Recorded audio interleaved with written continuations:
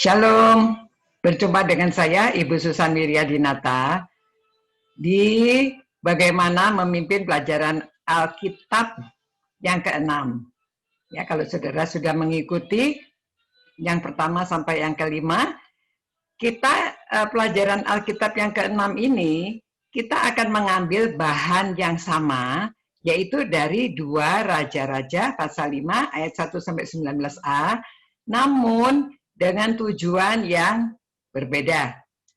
Kalau yang lampau kita belajar mengenai ini ya, kita belajar yang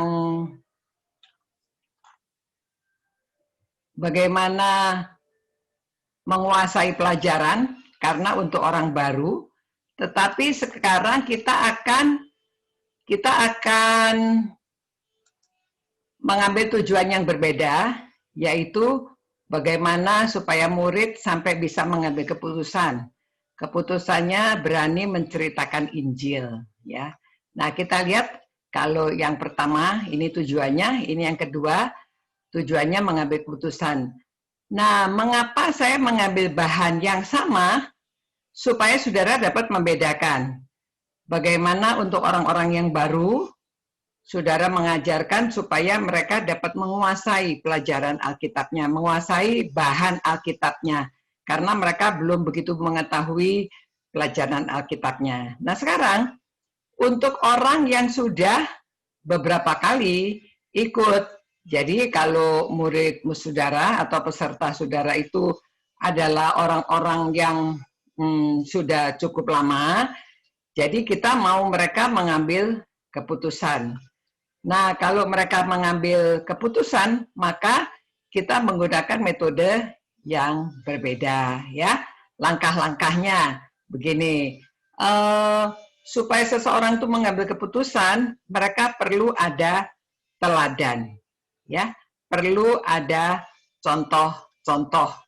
Jadi di permulaan kita kasih pendahuluannya, kita sudah mulai kasih contoh. Contohnya yaitu misalnya kasih kesaksian diri kita sendiri pada waktu kita mengambil keputusan, atau siapapun kalau saudara ada kesaksian bahwa mereka mengenal Tuhan Yesus karena ada orang yang memberitahu, ya. Kalau tidak diberitahu kita tidak tahu. Jadi bisa contohkan diri kita dulu siapa, apakah guru sekolah minggu, apakah orang tua, apakah pendeta atau siapa saja yang memberitahu, ya.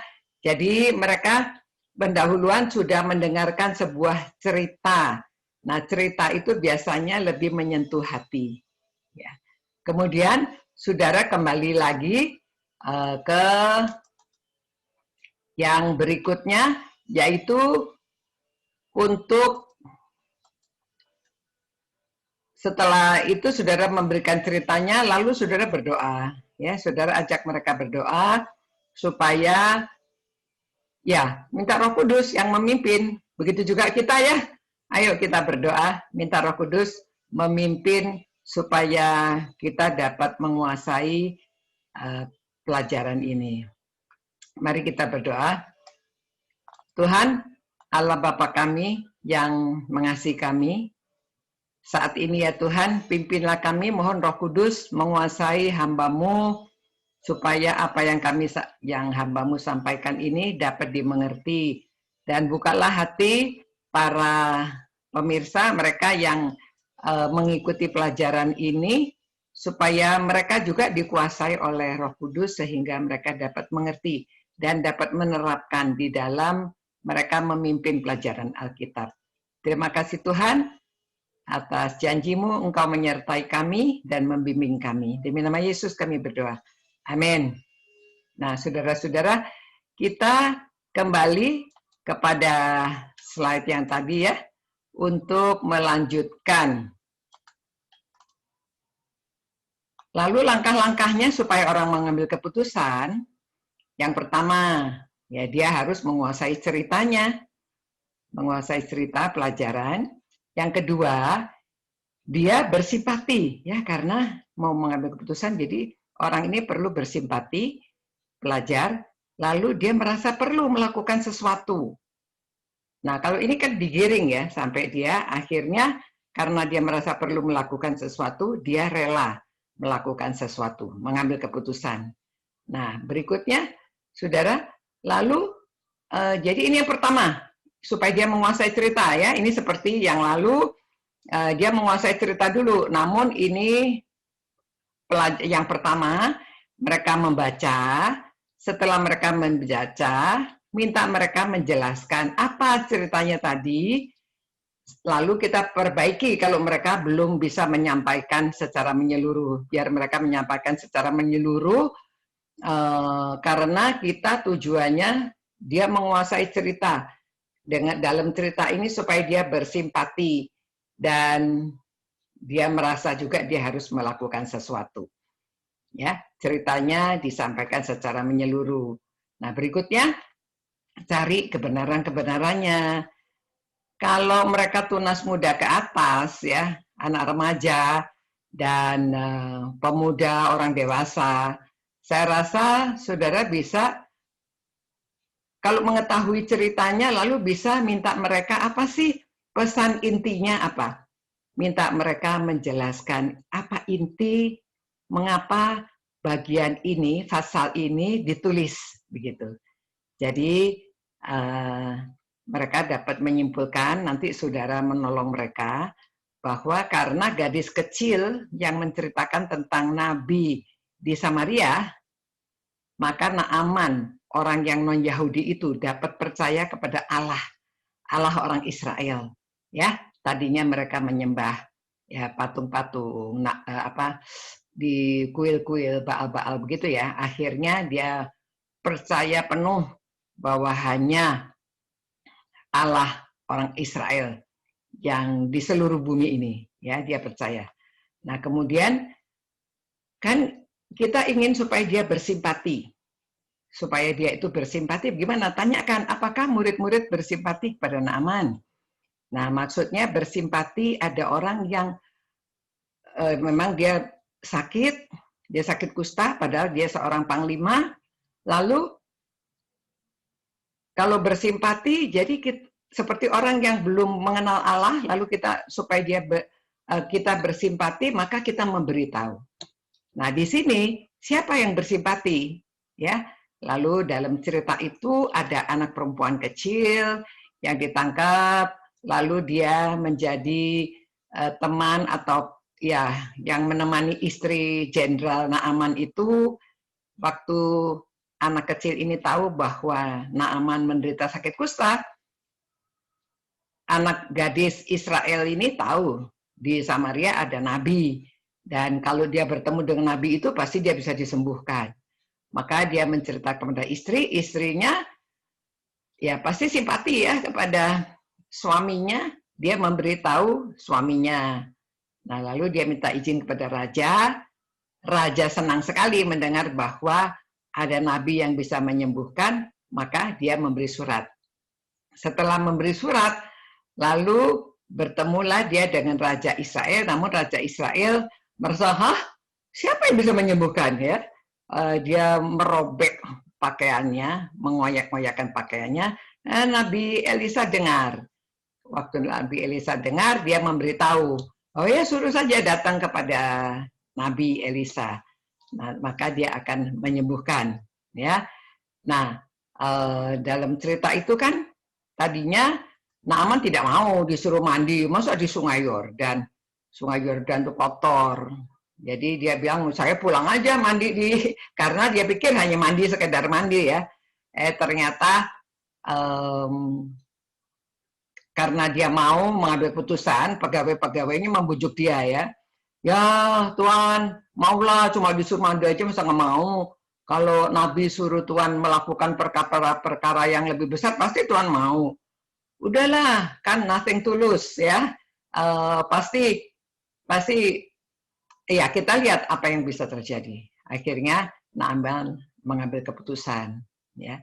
Jadi saudara di sini kita mengarahkan murid supaya mereka tahu bahwa mereka rasa perlu melakukan sesuatu.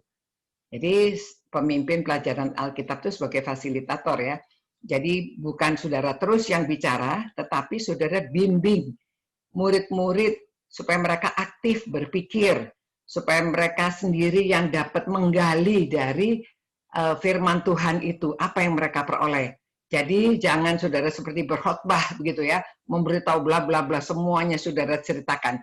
Biar murid dari menggali sendiri karena ada Alkitabnya, dibaca Alkitabnya, lalu dipelajari apa isinya.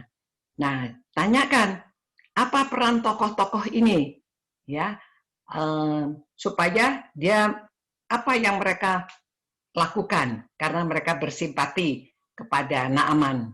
Jadi seperti gadis kecil, dia adalah pemberita utama. Dia tahu ada nabi, lalu dia sampaikan. Memang dia menyampaikannya kepada istri. Nah, istri itu karena percaya, maka dia bertindak, ya, memberitahu suaminya. Nah, Naaman, ya karena dia sakit, ya dia ingin sembuh, maka dia minta izin karena ini ke negara lain. Negara lain harus ada izin dari rajanya.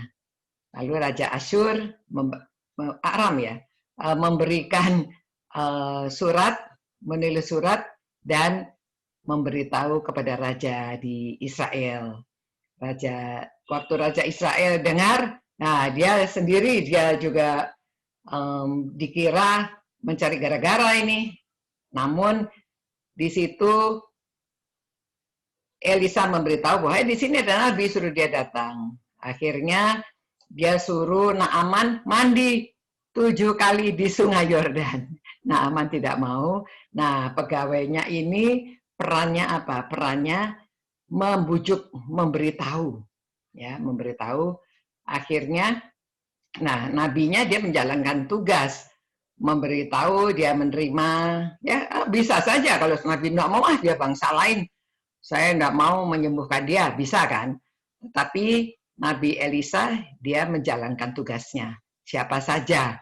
Ya di sini menunjukkan juga bukan sebangsa juga orang lain bahwa Allah itu untuk siapa saja dan dia sembuhkan juga Naaman.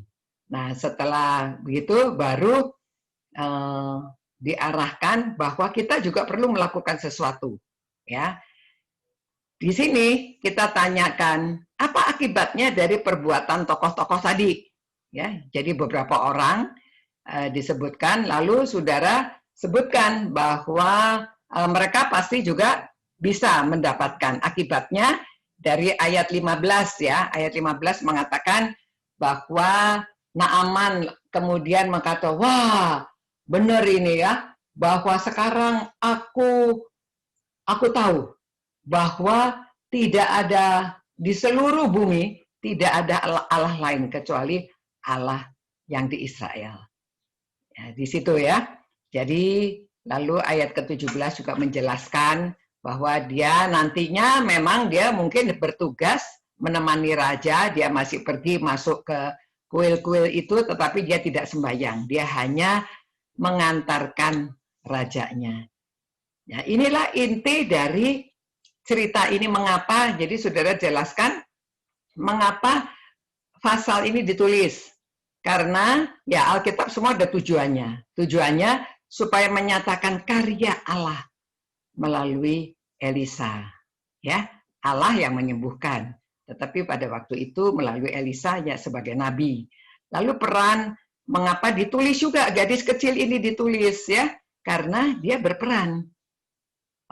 Semuanya sudah dibahas mengenai peran masing-masing tokoh-tokoh itu. Sehingga orang luar Yahudi dapat percaya kepada Allah Israel. Allah Yahweh, mereka percaya. Nah, di sini jadi beritahu bahwa perlu melakukan sesuatu. Tokoh-tokoh ini semuanya berperan, setiap orang punya peran. Peran melakukan sesuatu besar dan kecil, tetapi satu dengan yang lainnya itu penting. Karena ada orang yang bertindak. Jadi kita tekankan tindakannya, ya, karena kita mau mengarahkan supaya murid-murid kita juga mau bertindak. Nah, kemudian kita lihat, tunjukkan kepada mereka apa yang perlu kita lakukan, ya, apa yang perlu kita lakukan sekarang. Nah, saudara, untuk memotivasi, karena itu kan cerita yang di dalam Alkitab Perjanjian Lama, sekarang kita memotivasi mereka melakukan yang sekarang ini. Jadi bacakan dari Roma pasal 10 ayat 13 sampai 15. Ya, saudara tahu isinya apa? Jadi saudara lihat di situ ya, sebab barang siapa yang berseru kepada nama Allah akan diselamatkan. Ya, barang siapa yang berseru kepada nama Allah akan diselamatkan. Tetapi bagaimana mereka dapat berseru kepadanya jika mereka tidak percaya kepada Dia? Ya. Bagaimana mereka dapat percaya kepada Dia jika mereka tidak mendengar tentang Dia? Lalu bagaimana mereka mendengar tentang Dia jika tidak ada yang memberitakannya? Nah, jadi di sini kita memotivasi murid-murid. Gimana kalau di dalam cerita itu tentang Naaman, sekarang tentang keadaan dunia, tentang orang-orang di sekeliling kita. Ya, kalau mereka berseru kepada nama Tuhan, mereka akan diselamatkan. Tapi bagaimana bisa diselamatkan kalau mereka tidak diberitahu? Jadi di sini kita kembali lagi supaya